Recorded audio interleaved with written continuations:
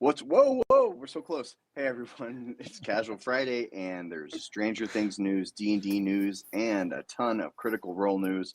All that and more coming up today on the show. Are you ready to get casual?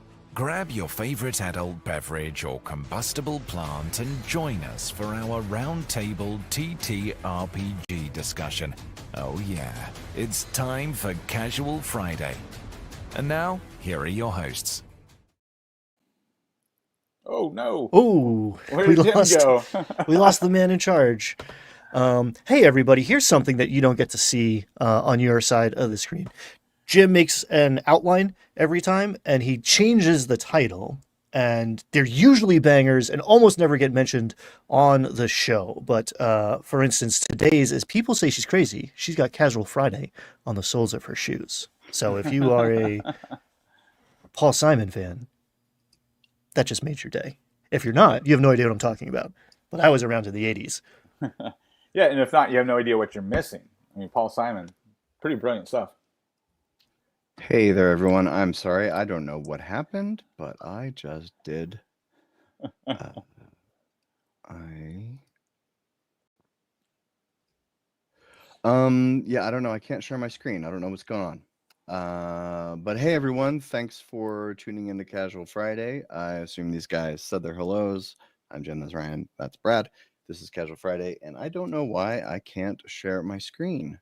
We're going theater of the mind, baby. Yeah, apparently. It's behaving very strangely. Well, while you're figuring that out, I can go ahead and just preface something for the remainder of the show. I have new contact lenses in, not wearing my glasses. So if you see me blinking an obsessive amount during the show, it's because my eyes are still getting used to these new style contacts. So I am constantly trying to focus in and out with these new fangled bifocal contacts. One, thought we had a guest star. I didn't recognize you, Brad. Two, I'm an old man now. So I, for the first time, just got progressive lenses because I was doing this every time I wanted to look at my phone or whatever. And my wife would no longer allow me to do that in public. So now I have old guy glasses. And they're cool. I almost fell down a couple times, was afraid to drive the first day or two. But yeah, here we are. Yeah, it takes about 2 days to get used to bifocal glasses. The doc said it takes about 5 days to get used to bifocal contact lenses. So I didn't even know that was a thing because you can't, Yeah, so like they like rotate around when you blink as your eyes get used to what part of the lens to look through. That's wild. Right, yeah. So, thanks for vamping, guys, for a couple minutes. I have all of our issues sorted out. Oh, yeah, I'm not done. Go back. Hold on. We're not done with ophthalmology. Oh, I'm sorry. Am I interrupting? Casual ophthalmology. Casual ophthalmology. But hey, we are going to talk about Dungeons and Dragons, and related to Dungeons and Dragons, there is a new box set coming out from D&D. It's a collab with the Duffer Brothers and Stranger Things. It is Eddie Munson's Hellfire Club Adventures. It's a new box set. The Stranger Things Welcome to the Hellfire Club. Justice Armand talked about this to Entertainment Weekly, saying, I've definitely read this, and I'm very well versed on this. That's why I'm reading it real quick here. Joseph Quint, the Eddie Munson, that guy without the wig, I can never tell him. I have no idea who that guy is without his wig. I don't recognize him at all, but he's in the new Fantastic Four movie. Went right over my head until this came out. Yeah, you can tell he's kind of bug-eyed. That's the only way I can tell who he is, but without he's got real short hair. But so you see the box set comes with 4 different adventures, and it comes with some maps as well as a map of Greyhawkins. Get it? I really like that. I really like the yellow character sheets. That really takes me back. So it comes with pre-gens for across 3 levels, tokens, all kinds of stuff. Comes with handouts. And on the Mastering Dungeons podcast, they were talking about it, and they said it feels like a Beetle and Grimm's product. Nice. That's a huge compliment. Yeah. It's launching in October, where the final season is coming out in November and Christmas, because Netflix is smart to everyone who is service skipping now. You used to get a service for a month, and then you cancel it, and then you get another service for a month. They're wise to that, so that's what they're fewer binge shows. More shows are weekly now to try to get you to subscribe for multiple months in a row. Anyway, that has nothing to do with this. But I don't know. What do you guys think? One other thing before I turn it loose. This is actually, it's an in-world adventure. Like, these 4 adventures are written by Eddie Munson, and this is the second time they've done that with Stranger Things. The first was The Hunt for the Tessel Hydra, which was written by Mike Wheeler in-world in Stranger Things, and I don't know. That's kind of interesting. I don't think they've done any other adventures like this, where it was They get cutesy with like Lolo's commentary in the book or stuff. They do some stuff like that, but never like full on like a meta. Right, and like campaign books, but I've never seen. I don't think I've seen this in an adventure. And what do you guys think about this? I think it looks really cool. I'm interested to get my hands on one, especially now that you just said Mastering Dungeons have seen it firsthand and are saying it feels a lot like a Beetle and Grimm product. That's high praise and makes me want it even more. And I mean, Stranger Things is just cool and like hits all the nostalgia buttons for me because I grew up in the 80s.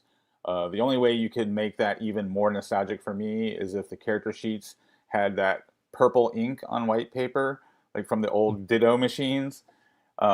Especially if it had that Ditto machine smell still in the box, like that would be perfect. One thing that made me do a double take on this. I mean, okay, hey Hasbro, way to do business good. It seems like they've dropped the ball on a lot of things, but like, yeah, Stranger Things is buttering your bread in a lot of ways. Get on that, cool. On the D&D Beyond thing, when I was doing the deep dive, I was like, do I want to pre-order this thing? That's always my question. Like, do I want to wait to see what other people think, or do I want to shell out money sight unseen? And in a couple places in the copy, they refer to this as a board game. And I don't know if that is some sort of Trojan horse to get the normies to dip their toes in the D&D waters because they like that show on Netflix, or if this is in fact like a degree below like a D&D campaign adventure product. So I'm curious. I also mostly curious what 80s bop are we all going to be rocking out to this Christmas, thanks to Stranger Things. I'm excited for that. Speaking of the 80s, if you could see it there at the top of the screen, the top story is Malcolm Jamal Warner dies at 54. This week, Malcolm Jamal Warner, Ozzy Osbourne, and Hulk Hogan all passed away this week. There's some 80s for you. Yeah, for sure. I actually used to live near Hulk Hogan.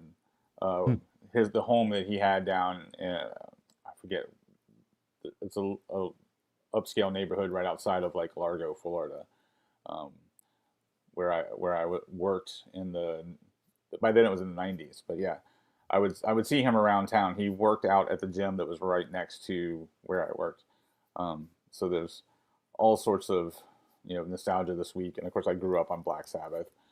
The Prince of Darkness is hopefully raising hell. Does anyone know the price on this box set? I don't think it says it in the. I looked for it and didn't see it. It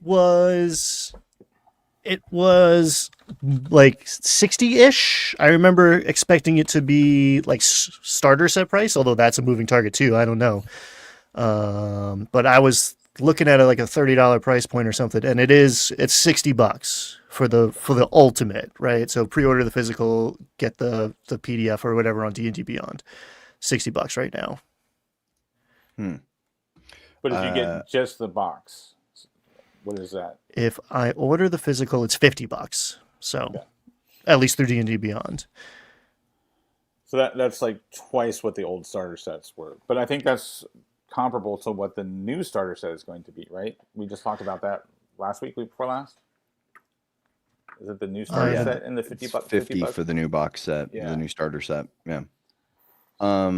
Hey, speaking of things you can do, coming up in 80 minutes from now, the third part of our 4-part Daggerheart miniseries is airing in at 3:30, right? No, 4:30 Eastern. 4:30 Eastern, 80 minutes from now. If you haven't seen the first 2 parts, probably don't want to start with this one. But it's great. I think things get really exciting in this one. The last 2 parts are incredible. Guys, it's good. It's good. It was a good one. I'm like we finished what almost a month ago, and like I think about it. I'm driving around like that was a cool moment. Yeah, there were some fun moments in there. So moving on, we're continuing the nostalgia kick of this episode. Coming up soon, the Thundercats are going to be in a new TTRPG. And I find it interesting that this it says in here exactly, it says like a 250, somewhere it said, I read that it's like a 250 or 300 page book. Saw that somewhere. Yeah, 250 sounds right from what I remember when I read it. There's not a ton of copy, and I was like, "Oh, this is cool. Let's see what the commercial is." And it's just the Thundercats opening, and I was so much happier. Like nothing could have pleased me more than like, all right, it's like 7 o'clock in the morning in what 1987, and I'm eating some sort of sugary cereal that should have been dessert. Like, yeah, Chitara's hot. I loved the Thundercats when I was a little kid. I remember this show very much. And then I remember when I was in college, all of our friends, we were drunk on the dorm one night. We were like, let's go to Blockbuster and get Thundercats. Woo! And we did that. We go out Blockbuster and came back and we watched it in the giant like communal dorm with like 80 people. And about 5 minutes in, we were like, this is terrible. This is actually we didn't get through the first episode. We were like, this is not, it was much different when we were 5. Yeah, you can't revisit your childhood sometimes, which is I've said this on the show before. While I have not gone back to reread the Dragonlance trilogy, because that was also a like monumental part of my childhood that I don't want to spoil by going back and reading it. But the idea of, instead of going back and trying to rewatch Thundercats and realize, the disappointment like Jim had, to just take it in a game form and just make your own Thundercats stories. That sounds like a pretty cool concept. I mean, we know who's going to be into this game.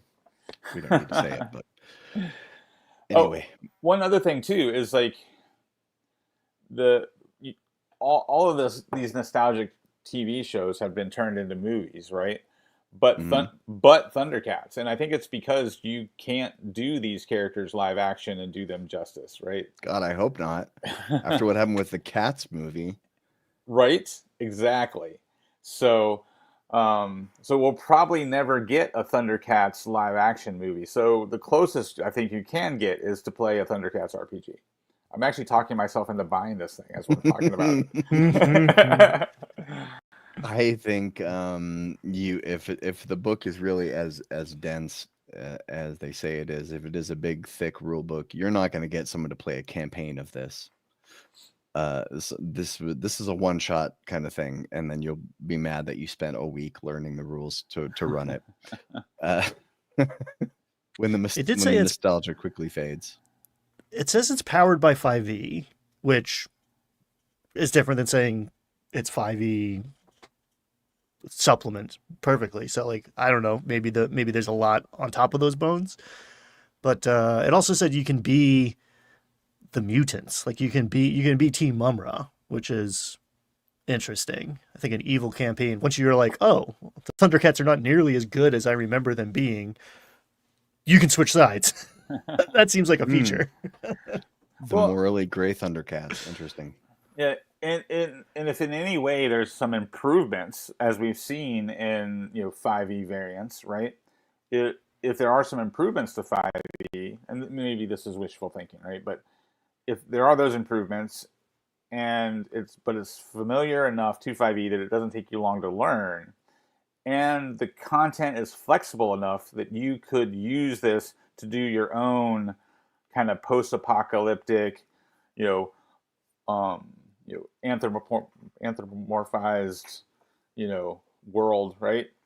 There might be some playability to this.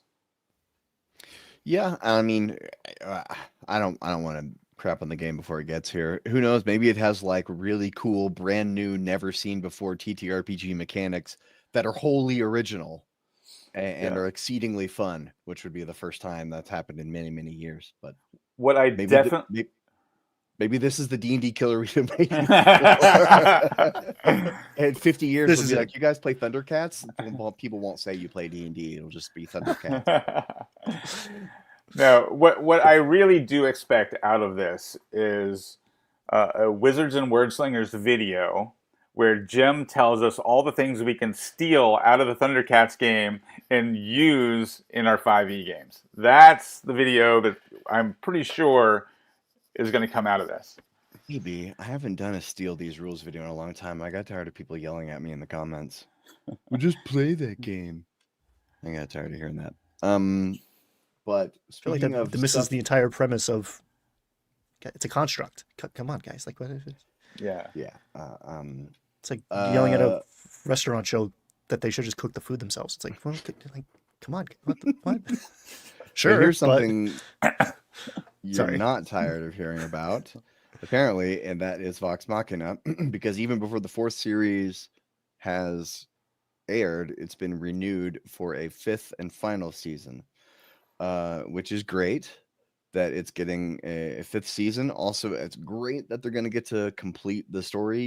It's wonderful when a storyteller can see the end, can see the light at the end of the tunnel, and they're going to get to do that instead of just trying to squeeze it for as many seasons as possible until it eventually gets canceled because people are just tired of waiting for it to end.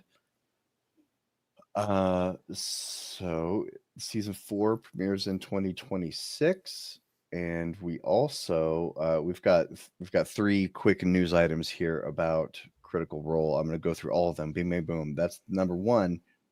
Vox Machina season 4 and 5. Number 2, we've gotten a teaser for the Mighty Nine. And from what I understand, this is going to be a reimagined reimagined story. It's not going to follow the exact campaign the way that it did in campaign 1, which this makes more sense to me because campaign 2 of Critical Role was more. There wasn't like a one underlying story thread through the entire campaign, kind of the way there was with Vestiges of Divergence in Vox Machina. There's the beacons and then later on the Cognosis stuff, but it's sort of like there's more arcs in the Mighty Nine from what I remember. And also the third thing is that Critical Role is making a video game. What can't they do? What can't they do? They are teaming up with the same ad hoc studios who made a new game that's called Dispatch coming out. They collabed with them to do, or several of them are voice actors in it. And I haven't played Dispatch. From what I understand, it's like kind of like the old Telltale games. Which if you've played in the Telltale games, if it's anything like that, then it should be fantastic. Those games were incredible. Some of the best. The first season of the Walking Dead video game is some of the best storytelling I've ever seen in my whole life. So guys, there's a bunch of stuff coming out from Critical Role. What do you think? I mean, it all sounds cool. The Vox Machina, I've loved watching the show. I personally can't watch Critical Role because I can't spend that much time watching somebody else play a role-playing game. Like my hard drive crashes. That's why I love the stuff we do on Landlocked Warlocks, where it's like single episodes or like 4 or 5 episode, arcs, right? But I want to know more about these characters and the Critical Role, worlds. So I love watching these animated shows, and thoroughly enjoyed the first 3 seasons so far. So I'm excited that we're getting 2 more seasons to really tell the story. Because like Tim was saying, I think it's so important when a show actually hits that sweet spot where like it ends while it's still on top, right? It doesn't get drug out. I know Jim's a fan of Lost, but the rest of us know that Lost got drug out way too long. Correct. But shows like the Star Trek: The Next Generation, Black Sails, there's shows out there that really just kind of end right at the perfect time to really complete that series. And so I'm glad they get a chance to do that with season 4, season 5 of Vox Machina. And I got pumped watching the campaign 2 trailer. Like Mighty Nine was, I don't know, the one I watched, mostly listened to, start to finish. I've done most of campaign 1 in bits and pieces, but it is difficult to go back to those early episodes for a couple of reasons. And yeah, I, like some of us, have fell off campaign. You can't copy over. Well, I would argue that unkillable D&D characters also make the game worse. And I think one of the spoilers, but one of the bright spots of campaign 2 that makes it stand out from a lot of other Critical Role content, if not other actual plays out there, is a character dies and is dead. And it's like, whoa, I didn't know you could do that in D&D. And yeah, it is way more of a powerful in-game moment that has consequences that ripple out throughout the breadth of the campaign. Mm-hmm. So, yeah, everybody, game masters, kill some characters, smoke them. I remember when that happened, and I remember how upset people were online with Matt Mercer. Yeah. And he was just like, "This is how the game works," Yeah.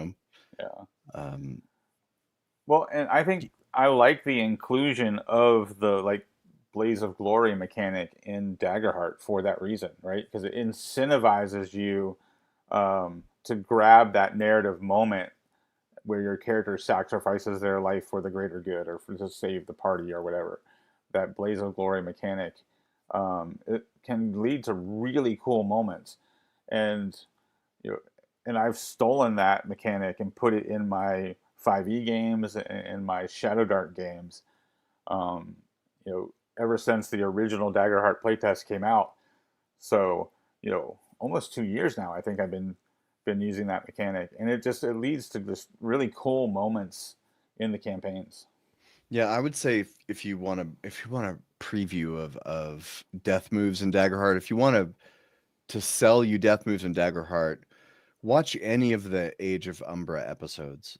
And you don't have to watch the whole thing. Just you can scrub on YouTube till you see a map and minis, and just watch the combats, because there are death moves in every single combat in this miniseries. It's an 8-episode miniseries, and it's about half combat, half like super grim dark exploration. But they're death moves, and people they get up, they run around, they freak out, they scream. It's like the most exciting stuff you've ever seen, like at a table, like people cheering, like it's like a Nat 20 cheer, but it's like 5 minutes of dread anticipation while they go, "Oh crap, what do I do?" It's really intense, and I have seen that firsthand in games. Will not say anymore. Foreshadowing. It's intense. I mean, and I do really I balked at first reading there's 3 options in Daggerheart, and one of them is I choose not to die. I don't want my character to be dead. I'm unconscious. I'm going to take a little nap. I'll be back in the next scene, whatever. And I was like, poof. But making that explicit, which is implicit but not spelled out in 5th edition and many other games, I think actually being yeah, oh no, I'm going to push the I don't die button, makes it clear that that's the decision that you are making, and that there are alternatives to that choice, where it's I'm going to engage in a mechanic that obscures the fact that mathematically it's very unlikely that this is going to have any consequence whatsoever. And after doing that a couple times, I realize that the combat is in no way going to last long enough to stop someone from coming over and making a DC 10 medicine check at a minimum. So spelling it out, just no thank you, not dying today. all right, cool. Yeah, that button is there, and we all know you pushed it. And there's other buttons you can push too. So I yeah can't maybe my favorite part of Daggerheart, in a game with a lot of cool things, that's one I will carry with me, as Brad is saying he does. Yeah, then that's a great point about comparing like the actual having a literal rule that says I can push this button to not die versus the entire game is built around, preserving characters' lives, right? Like, I think it's overall just better game design. Um, and you can tweak that rule, right? If you don't want it to be a completely easy button, you can add some other challenge, you know, to that option, right? Yeah, because the way it works is that you choose to go unconscious, and it says in the death move and work with the DM that the situation gets worse. So when you go down, like the combat's still happening, all your friends are still fighting, and something else is going to happen. Like the GM is going to get an extra fear, or is going to introduce a new enemy, or maybe it starts a hailstorm during the combat. Something's going to happen. And also you roll a die, and if you roll under your level, then you forever lose a hope slot, which locks you off from some of the top tier abilities in the game. So it's the just go to sleep option, I don't think is as wussy as I first thought it was, because it's still pretty serious, to go down. Yeah. I may have strawmanned it a little bit in my argument. As oh, are such is the times, Ryan. It is the internet. I realized that. Hey, first up, hey, coming up in 61 minutes is part 3 of our 4-part Daggerheart miniseries on the Landlocked Warlocks YouTube channel. You should check it out. Speaking of Landlocked Warlocks, I was on a podcast. I was interviewed on a podcast the other day, and I was talking up LW. A guy named Daniel, who does the Duality podcast for Daggerheart, which is I built a Daggerheart character based on me, and then he ran me through an encounter where I couldn't roll anything but fear, and it ended horribly. Spoilers, but you're not going to listen to it.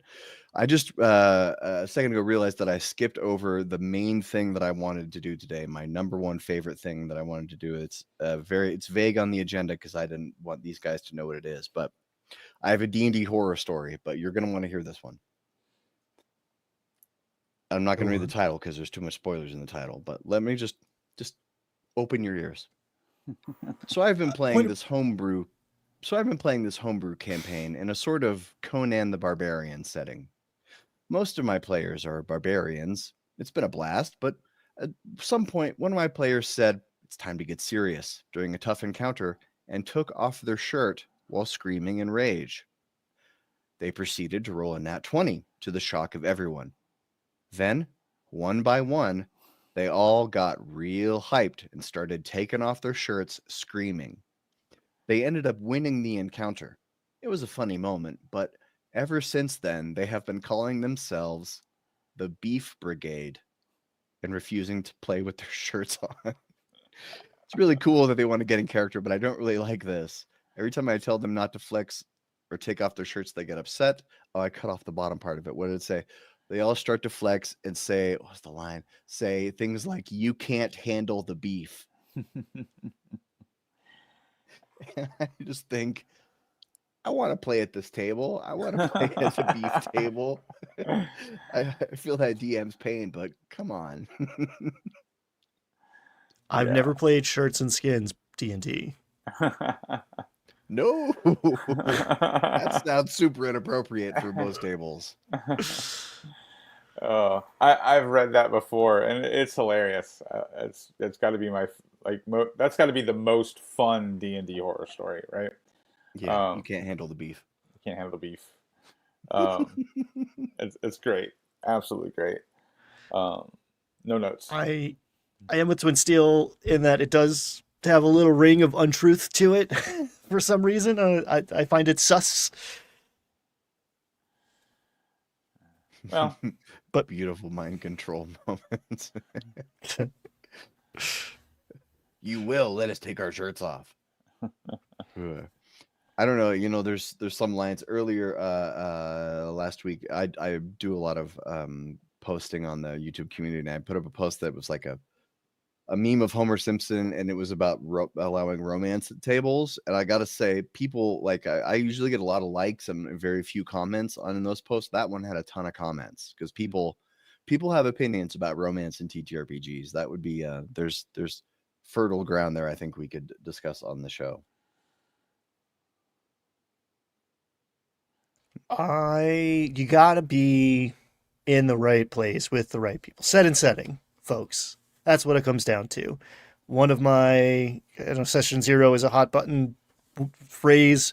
I don't identify as a snowflake, but when I sit down in a new place with a bunch of strangers, I do feel the need to occasionally explain to them that I do not want to role play out elaborate sex scenes with these strange men I've just sat down to play a game with.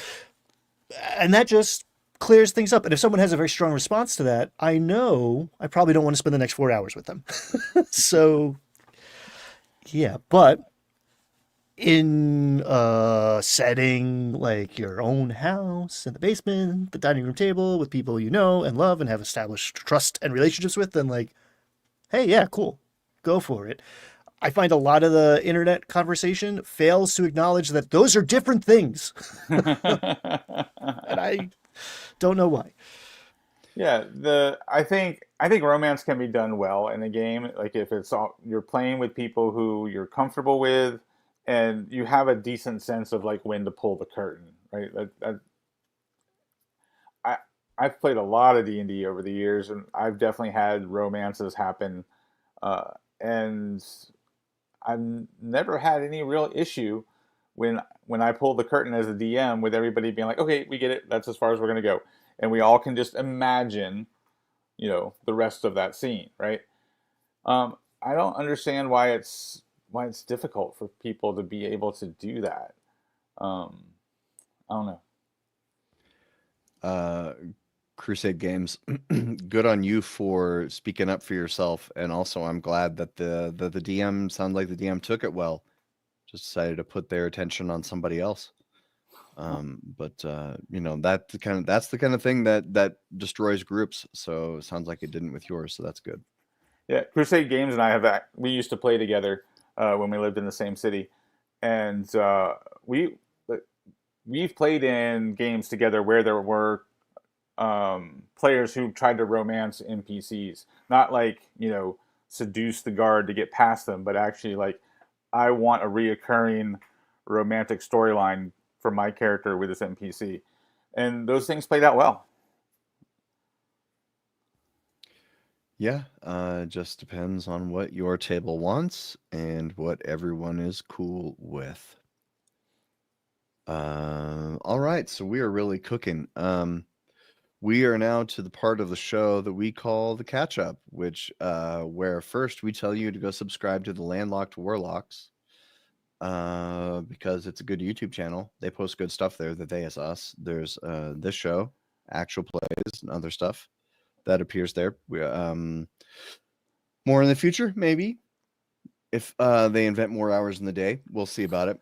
Although I could probably fill up those hours with other stuff if they do add more hours in the day. It's like when they expand the highways and there's just more people driving the highways. That's what my brain would work with hours in the day.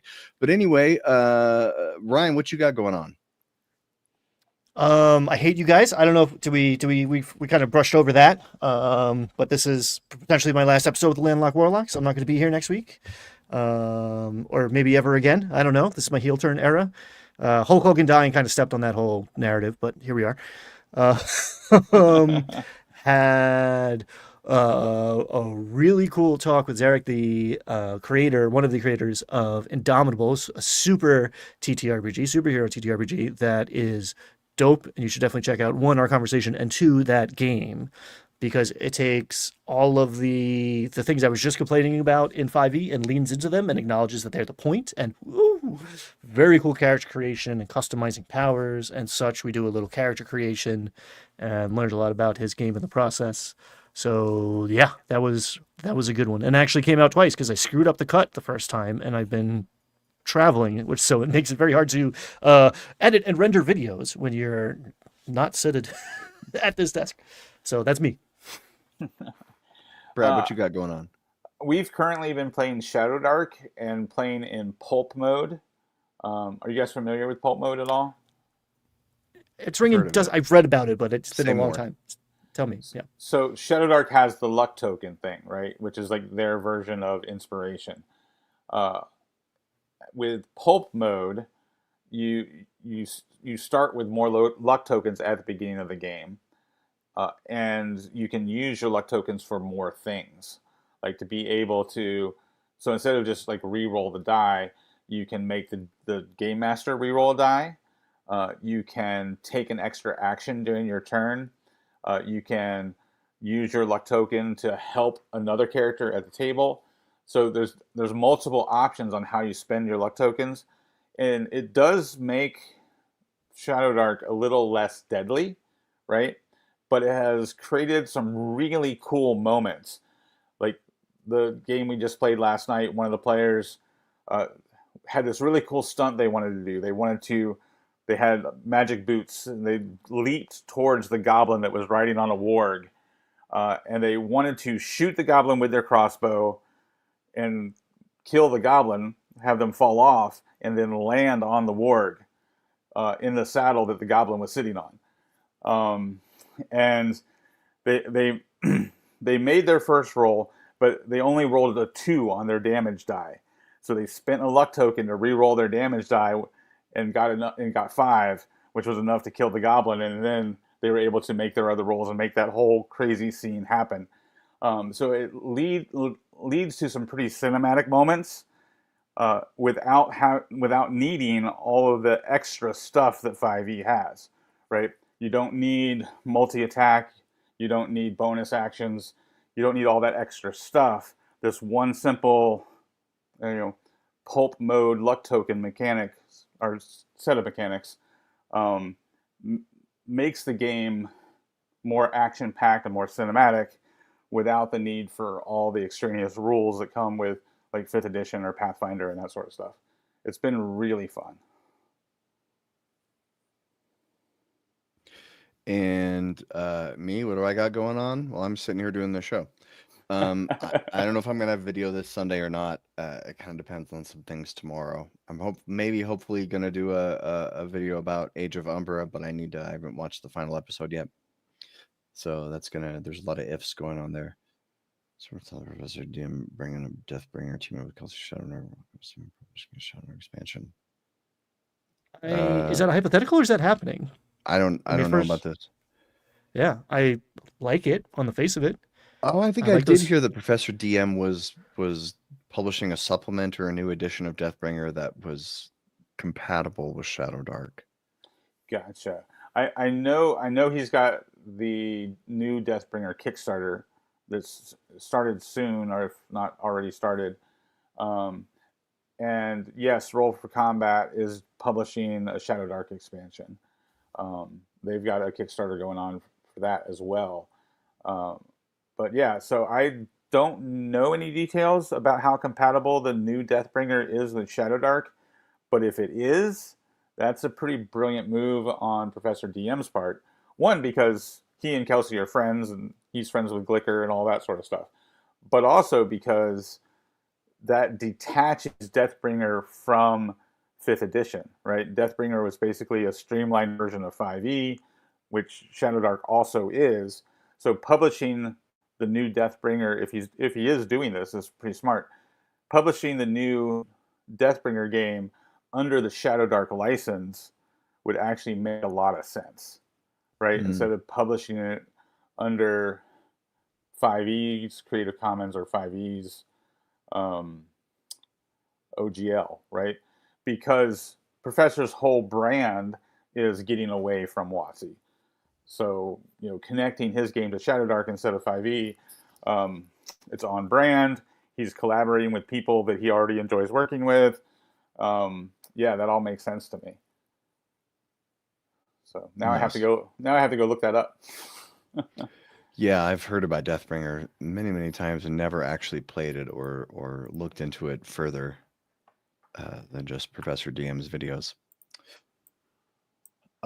So I think we're ready to move on. Hey, you watching, don't forget in about 38 minutes, part 3 of our 4-part Daggerheart miniseries is premiering on the Landlocked Warlocks YouTube channel. I'll be there. I gotta do another thing. I'll be doing 2 things while I'm watching the video, but I will be there in chat, occasionally half paying attention. So I'm going to be moving driving, on. so I'll definitely be in chat. Ask me questions. Last time, Ryan had to miss because of Picklesburg. Oh, ladies and gentlemen, Picklesburg. If you don't know, I mean, I'm in Pittsburgh. If you don't know that, I try to keep OPSEC pretty tight up in here, but Pittsburgh's a big place. You can't find me. Home of Heinz. I'm in the pickle capital of the world. Not only are there a ton of nerds in Pittsburgh, you don't know how cool this is. You know what? I'm ruining it. I'm not supposed to tell people how cool Pittsburgh is because I want them to stay away. But yeah, if you're ever in town for Picklesburg, go there because we shut down a couple bridges. We got more bridges than Venice because we're dope. And yeah, I had a pickled grilled cheese. I had a pickled beer. I had a pickled slice of pizza, which took 45 minutes to get and was totally worth it. Yeah, it's an amazing time. We know how to party. Also, how to make cool pickle confectionery things. The pierogies, regular pierogies are better. But yeah, Picklesburg. Woo! There you go. I live in Colorado. All we got here are mountains. So moving on to our roundtable discussion. How to make your campaign setting unique. This was something brought up by Brad a couple hours ago, and I've been thinking on it. And I would like to hear what the two of you have to say on how to make your campaign setting unique. What do you think, Brad?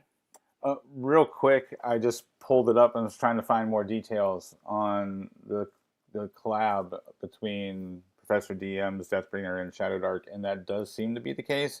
I'm not finding a lot of details on that, but I'm definitely excited to learn more, and maybe that should be a topic on our show next week. So yeah, making settings unique. It's it's something that I've always struggled with because it seems if you're playing regular D&D, especially if you like 3rd edition, 4th edition, 5th edition,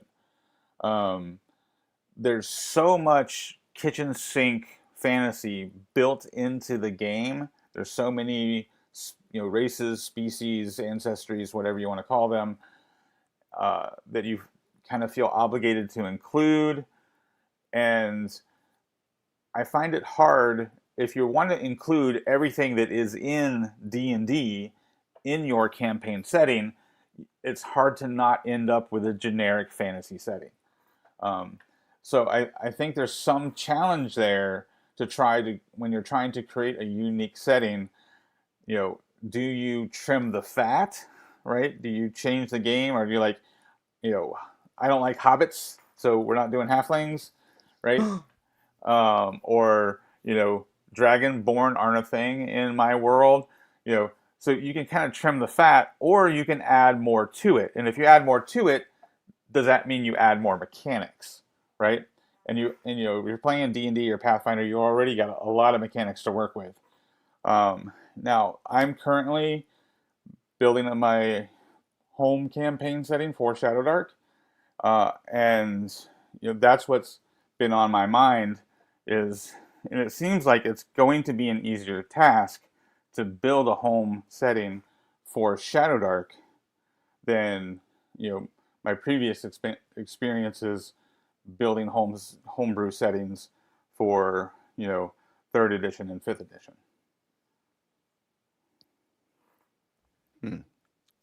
Yeah, I think the editorial process is huge and rarely spoken about, and there's a lot of hats on hats going on in this industry, where it's Right. like, by the time if you got 80 species, you have you have zero species, right? It just all amalgamates into to nothing. I don't have the bandwidth as a game master to distinguish what makes your tribal, barbaric, orc guy and giant guy and lizard folk guy different from the monsters that also fit that archetype and this other thing over here that's happening that's pivotal to my plot for some reason. So yeah, I think limitations are deeply powerful. That's why I like to make a lot of stuff that's like how much narrative content can I fit into my one or two lines of text. Um, and it's funny. I've been thinking about helping other people do this in the last couple weeks, which has been a mixed bag. But I see a lot of folks on both sides of the game master screen go reaching for like the biggest, most impactful thing they can think of, and it's like in this world there's two moons. No, the moon's exploded, and it's cool for a moment and then like has no real impact on the ground in gameplay. So like much smaller, closer to home, just like good details are going to make things go a lot further. This NPC has whatever, has a peg leg. That peg leg is made out of bone. Ah, cool. What kind of bone? Where'd he get it? What happened to the like before he had a bone leg? Is he just slowly becoming a skeleton? Is that a metaphor for the creeping uncertainty of mortality?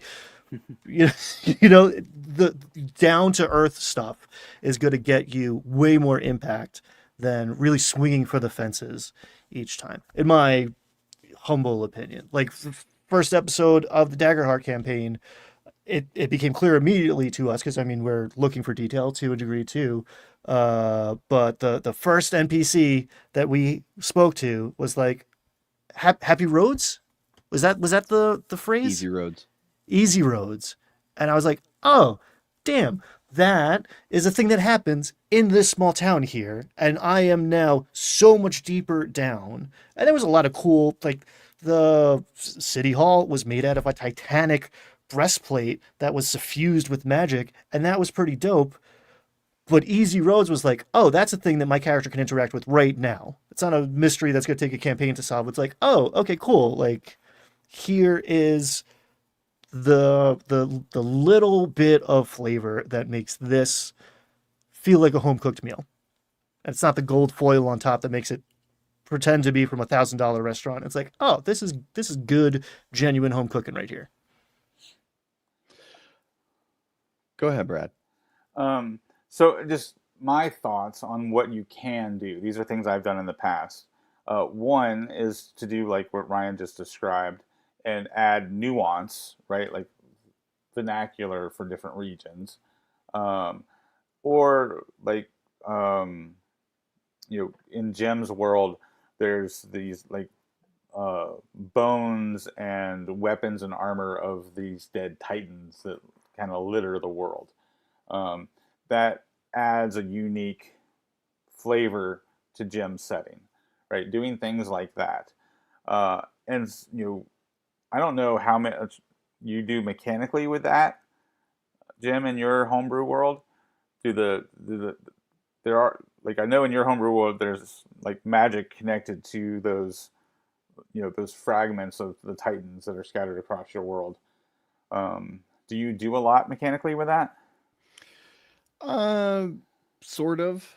I mean, like a lot of things, I've done a little bit, and if the story goes in that direction, I would do more. Another thing you can do, but I just think that's a cool idea, right? Because it like just it's like a seasoning that is all over the world, right? Are these remnants of these titans, but it doesn't have to have a lot of mechanical weight to it. Like I was saying, you don't have to add a bunch to your game to do that. The other thing you do is like pick one aspect of the game, especially an aspect of the game that you might not be a fan of. Like we were just talking earlier in the show, Ryan was talking about like resurrection in the game kind of waters down some of the narrative. In one of my homebrew worlds, the world was covered with what was called the shroud, and it was a layer of shadow kind of above the atmosphere of the planet. And what that shroud did is it prevented, um, it was a spiritual shadow, so it didn't like block out the sun or anything. But this like spiritual shadow prevented souls from leaving the plane, right? Your soul couldn't leave the material plane and go to the afterlife. So that did away with resurrection. But what I did story wise, narrative, is once the player characters were a high enough level where they would start to get access to resurrection type magic, they learned that there were ways to travel into the shroud. So if they chose to try to resurrect the character, like it became part of the game. They had to travel into the shroud, this realm of shadow, and find the spirit of the person they wanted to resurrect, and literally come back with that spirit. So that one thing added, a decent amount of uniqueness to my homebrew world, um, with only really changing like a few mechanical aspects. Yeah. So let me soapbox here for a minute, as I was thinking while you two were talking, in that in fiction and in games, a genre is just a bundle of tropes. Um, and that's all it is. What makes science fiction? Well, it's certain tropes. It's the trope of technology. It's what the difference between a mystery and a thriller is. If you have a dead body and you find out who killed him at the end, it's a mystery. If you find out who killed him at the beginning, it's a thriller. Like they're tropes, and they're little knobs you can twist to change from one trope to another. I used to be in a writer's critique group many years ago with this lawyer who was a brilliant writer. His books were he wrote these brilliant legal novels, but he never published them because he would always include aliens in his book. And one of them, and the aliens would have like nothing to do with the story. It's just like aliens would show up. And one of his novels was a brilliant novel, and he had an agent and an editor both interested. But they told him he had to take it. There's a scene at the very end of the book. There's the alien scene. The aliens come down at the very end and then interact with the protagonist. And they said, "We'll buy your book if you take this out," because that was a trope that broke the legal thriller trope. An alien breaks legal thriller. If you have a romance novel, but they don't get together at the end, that breaks your happy ever after trope. So in TTRPGs, it's the same thing. You have you have tropes of guys in armor. You have tropes of wizards. And then in combat, if somebody shows up with an AR-15, you've broken, that's a breaking trope. And maybe breaking tropes is how you make your campaign unique. As long as it's not so breaking that it turns people off. I think my favorite, I was just thinking about this the other day. My ideal campaign, my ideal fantasy campaign setting is probably based on The Princess Bride. Because it's silly, but it's also serious. There are stakes in The Princess Bride. There are dangerous things that happen. People get hurt. People can die. There's excitement. There's action. There's anachronisms. Like Billy Crystal talking about the mutton, lettuce, and tomato sandwich. There's little trope breaking things like that in The Princess Bride that I love, and I love them there. That's like whenever I DM a game, I always do anachronisms. You're gonna talk to the merchant, and the merchant's gonna say something about his stock portfolio. Like, that's just how I run games. I can't not do that. Like, anachronisms are always funny to me. So maybe that's like my genre breaking unique thing that I feel like makes my games unique, is a way that I bend the trope. And I don't know. I'll step down from my soapbox now. That's my lecture on tropes. Tropes are like a bundle. Genre is like a bundle of trope sticks. It's not a genre. Is not a monolith. It's not a stone. It's a bundle of things that work together. That makes sense, because like you take the fantasy genre, right, and you tug on a few tropes, pull some out, add some, then you don't have to do much to go from, you know, classic fantasy to science fantasy, right? Added some laser swords, you know, call magic the force, and instead of teleportation portals, you have spaceships, right? And so you can go from, Greyhawk to Star Wars, really only pulling a few levers. Um, and maybe that's not the best example. You can also go from fantasy to post-apocalyptic, like Thundar the Barbarian style, right? That's not too big of a stretch to go from fantasy to post-apocalyptic. In fact, there are actually like some very like Michael Moorcock stuff. Like he's got some, a little bit of sci-fi splashed in with his fantasy, right? I don't know what the epilogue is to that story. I don't remember the guy's name. This was more than 10 years ago. It was a little critique group that used to meet at the public library in Boulder. And I don't know. I hope he did. I hope he saw reason, because it's a dumb thing to stick to your guns about. It's just a dumb thing to stick to your guns about. Just take out the alien scene and get your novel published, and write a whole other alien book under a pen name. That's how everybody does it. And that band was John Grisham.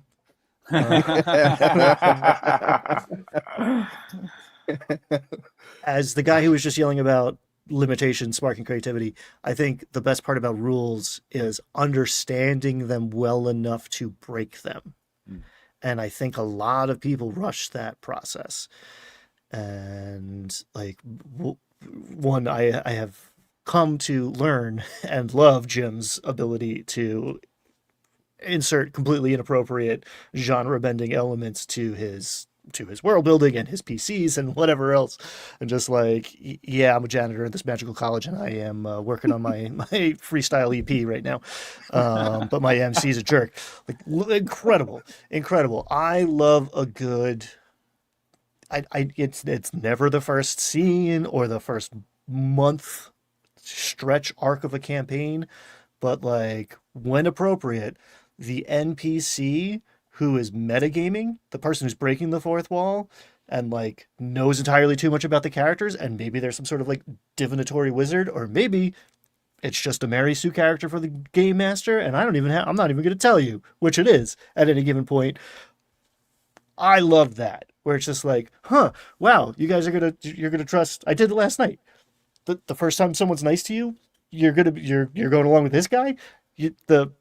The Good Alliance people in the last town, you burned down their house and stole their money, and now this guy who's building a Bride of Frankenstein, he's your guy. Okay, cool. All right.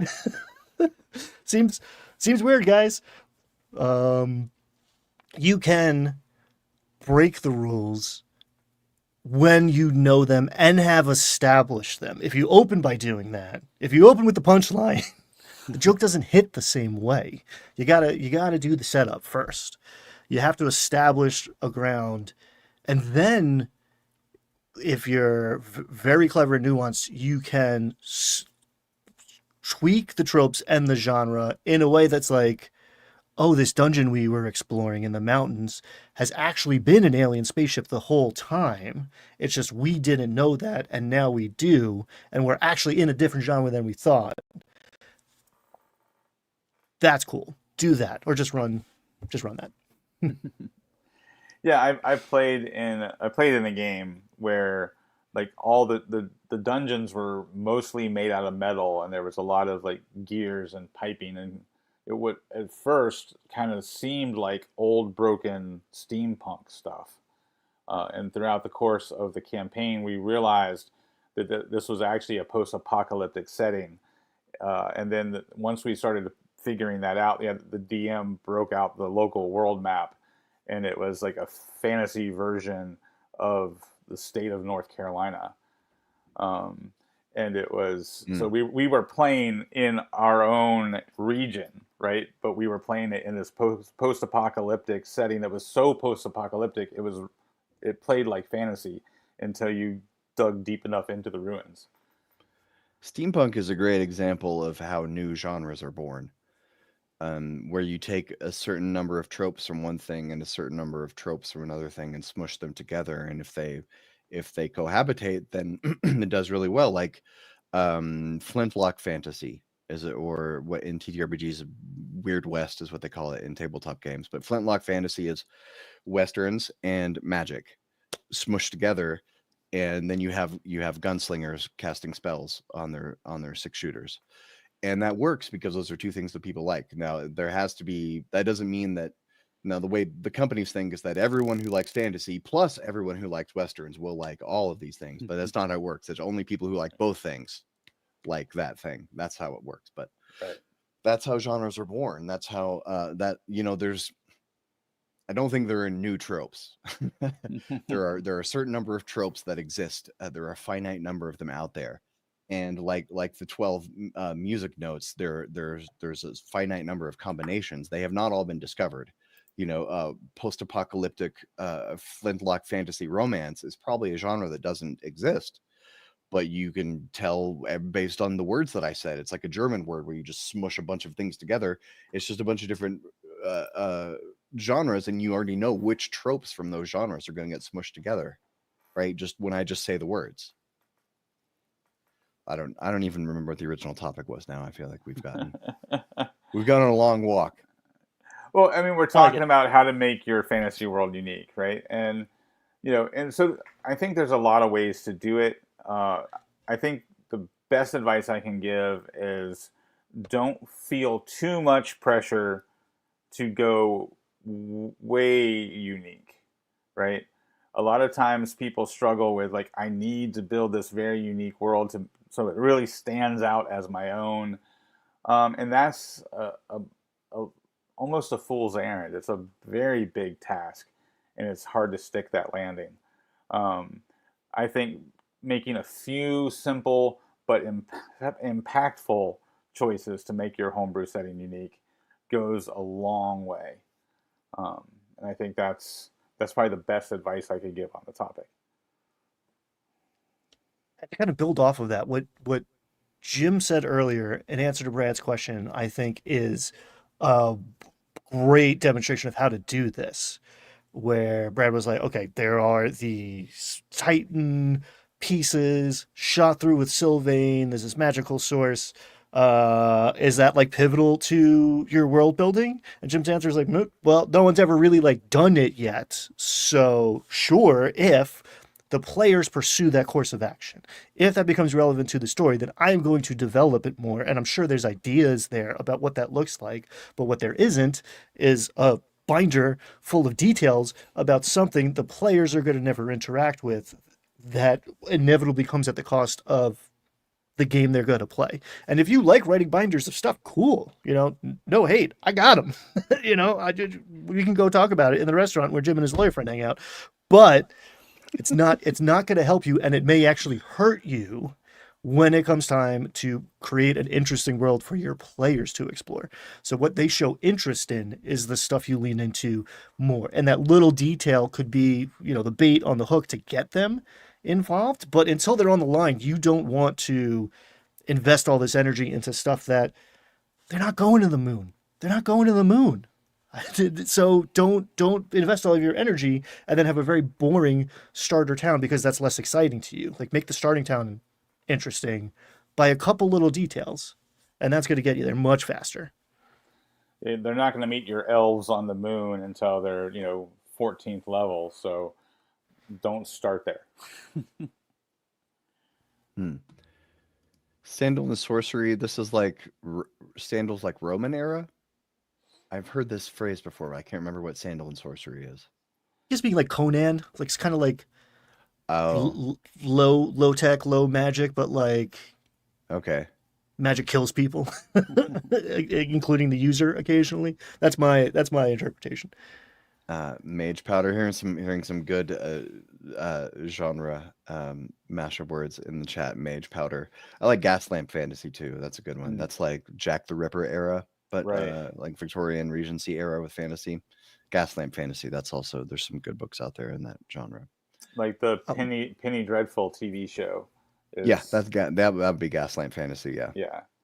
Yeah, I really enjoyed that show, and that genre was really fun to explore. Yes. I do we want to anybody else got thoughts on making your campaign setting unique? I feel like we You could covered it take a pretty well. genre or a mashup like that and secretly be implementing it and not telling your players, right? Like I outed myself from running Curse of Strahd, very horror Edwardian, but like you could pull on, like this is this character walks out of a spaghetti western, but I'm doing a vampire voice. I'm like, what is that? That's an original concept, even though I'm completely just recycling content that exists without using much imagination. And 50% of the time, it's going to land, even more so if I'm doing it poorly, because now it's not as recognizable, be it the accent or the references. Now it's an original thing. Yeah, I did a very detailed deep dive video on how to do that. I think that I've changed the title as something like your 1980s D&D adventure or something. But I did a very it's one of my longest videos where I do a 10-minute deep dive into the plot of the 1980s movie Dream a Little Dream with Corey Haim and Corey Feldman. It's not a good movie, but it's one of my favorite movies. It's top 10 for me. And I know it's a bad movie. I'm not going to I won't argue that. It's like 8% on Rotten Tomatoes, but it's one of my absolute favorite movies. And so I break down the entire plot in the first half of the video. And then the second half, I explain how you turn that exact plot into a mystery arc of a campaign. And the point is that Dream Little Dreams, you don't have to do a Dream Little Dream campaign. The point is you can take anything and anything that you love and turn those markers into, turn those NPCs and plot points into a story, into a campaign or a one shot or whatever you want. And I mean, that's what's fun for me is like he doesn't know he's the Jason Robards character. Yeah, I thoroughly enjoyed that movie because I'm with you, Jim. I know it's a bad movie, but I loved it as a Yeah. Oh yeah. yeah. And I've done that with one of the newer versions of Scooby Doo Mystery Incorporated.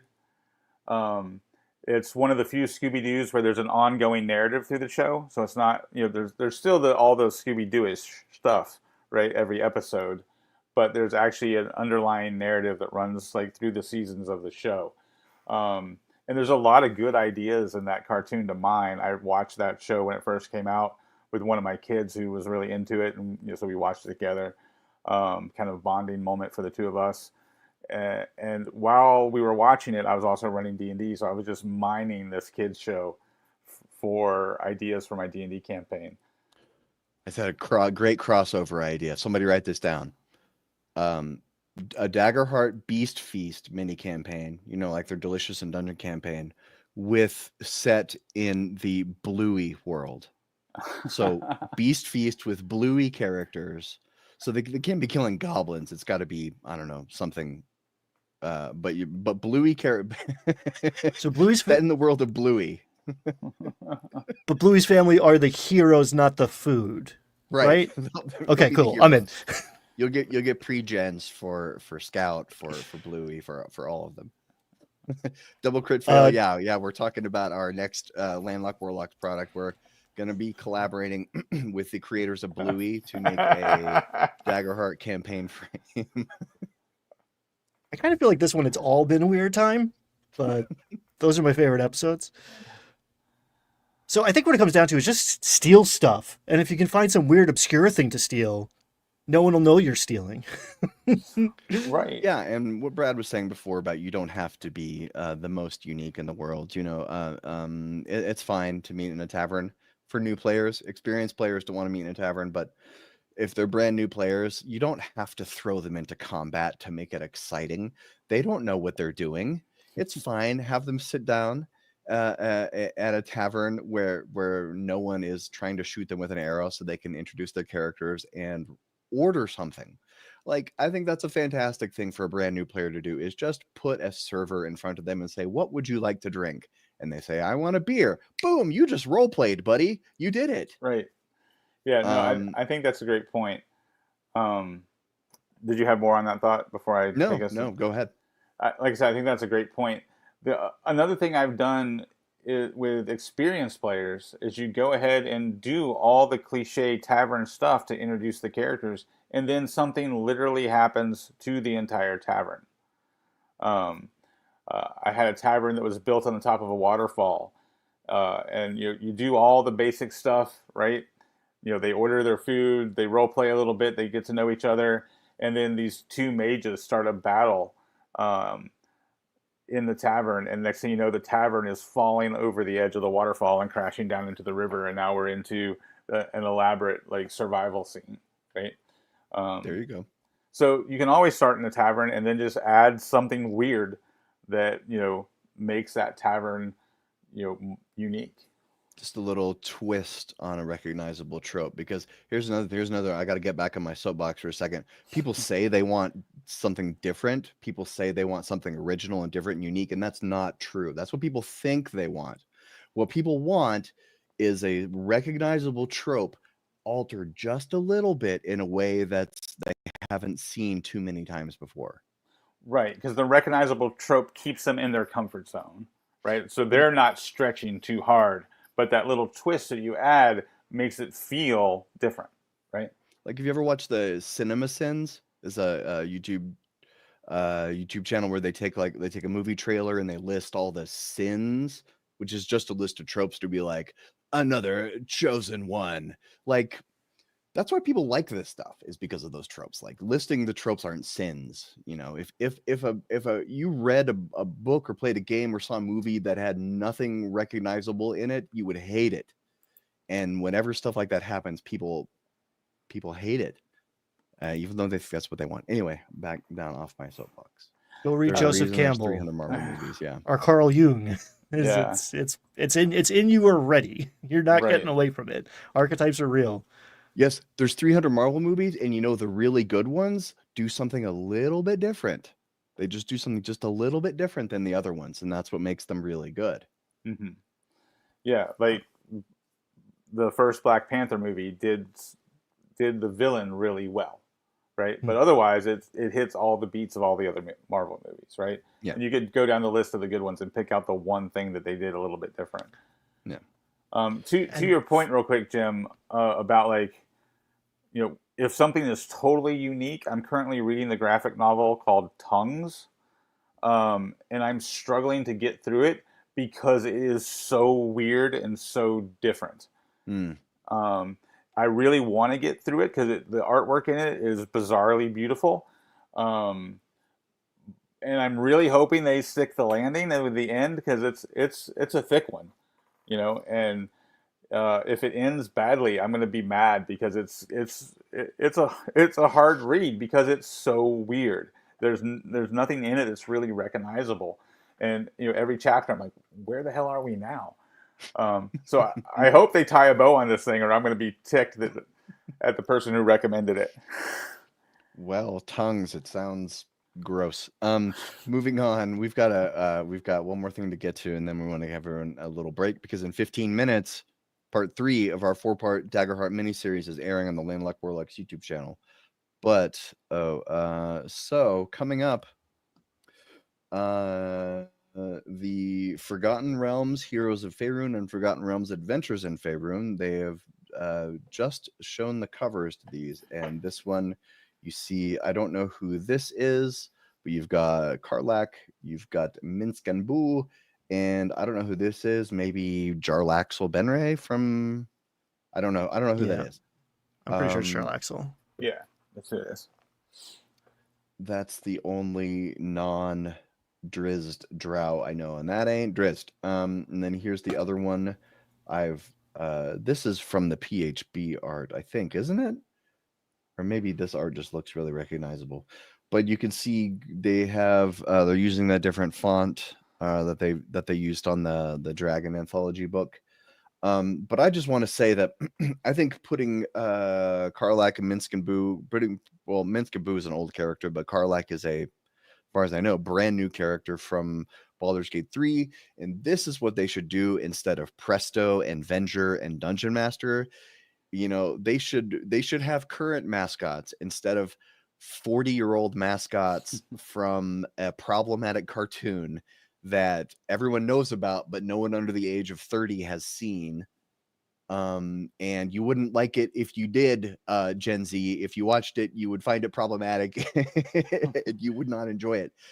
But Baldur's Gate 3 is huge. And WotC owns it, so they should be using it. So they should have Shadowheart and Karlach and Asterion and Will and Gale and Mizora and all over everything Dungeons and Dragons for the next 30 years, and forget about trying to make the original cartoon cast happen again.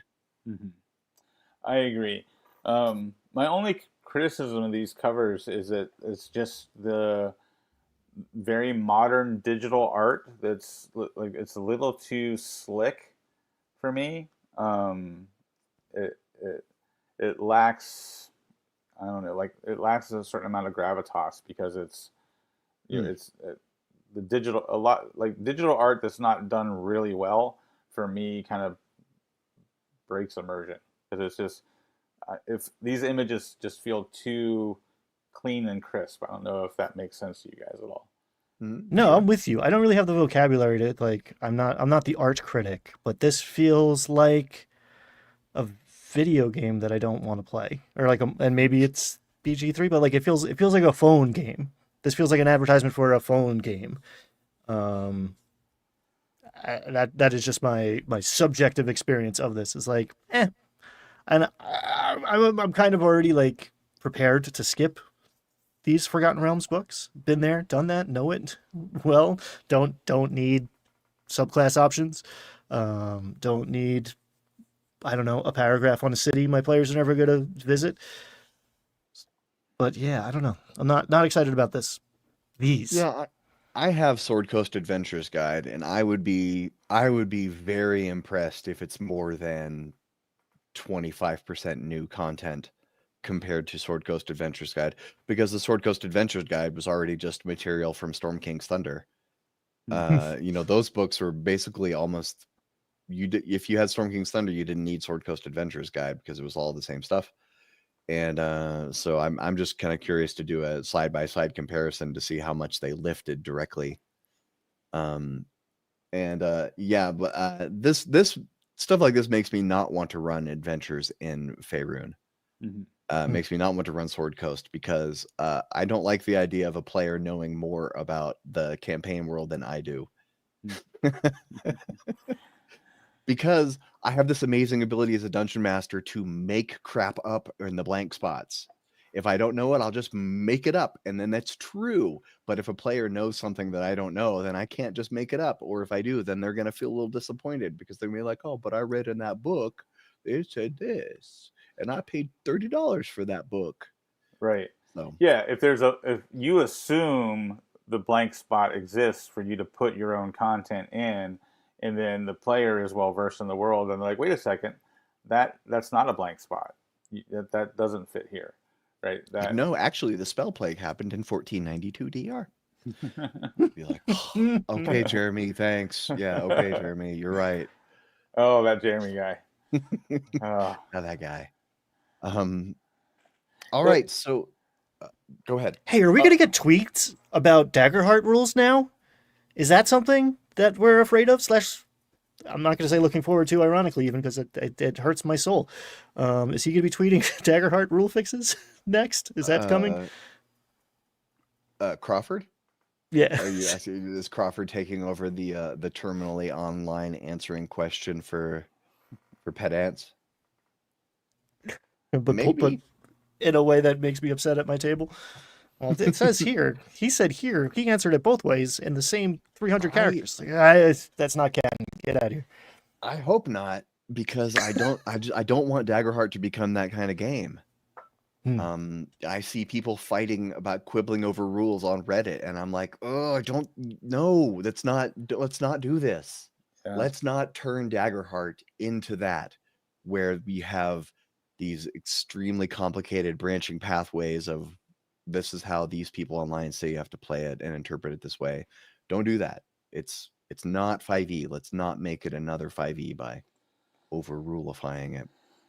I think there's just a subset of players that's their thing. They want to be rules lawyers. They want to pick the process apart and really understand. Like there's a need to know everything, and I feel like that subset of players was created at the end of second edition and going into third edition, and we've never been able to break those people free from that like rules lawyer bondage. I feel like the cure for that is running the game for any length of time, though, because you very quickly see through the matrix of like this balance that you're trying to, I mean, honestly, win is purely illusory. Like Mm-hmm. you are eating a steak in the matrix. That's great if you enjoy that, but I got these pills over here, buddy, and this is all fake. The math don't math here. I want to be somebody important, like an actor. I always love that line in The Matrix. I don't remember nothing. I want to be somebody important, like an actor. Anyway, And see that's genre breaking meta commentary. That is fantastic. Originality. Let's go. All right, so we got to go because we all needed to take a quick bathroom break and get a beverage before part 3 of Daggerheart on the Landlocked Warlocks YouTube channel, coming up in about 6 minutes. You don't want to miss this one. It's the second half. It's the back half. Things are moving faster. Things are getting exciting. And so I think with that, it's about time to say goodbye. And go watch our Daggerheart mini stream. It's good. And we'll see you all next week. Bye, everyone.